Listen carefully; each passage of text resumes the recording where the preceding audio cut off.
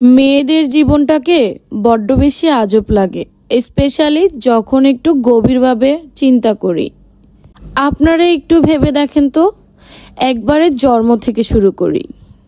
আমরা সুস্থ আছি নাকি কোনো রকম সমস্যায় ভুগছি, তখন থেকে একটু আর চোখে একটু তুচ্ছ করা শুরু হয়ে যায়।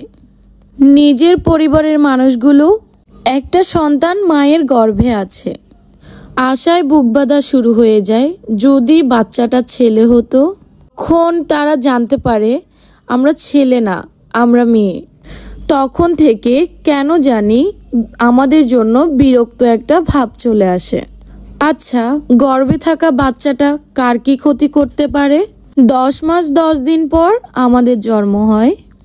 যখন শুনে মেয়ে সন্তান হয়েছে, সবাই কেন জানি একটু আর চোখে দেখে আর বলে পরের সন্তানটা যেন ছেলেই হয়।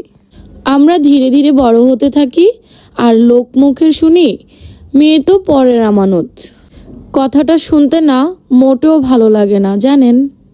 মেয়েরা যখন পড়াশোনায় একটু মেধাবী হয়, তখন সবাই বলে থাকে এত পড়াশোনা হয়ে কি হবে, সেই তো পরের বাড়িতে গিয়ে ঘর সংসার সামলাতে হবে।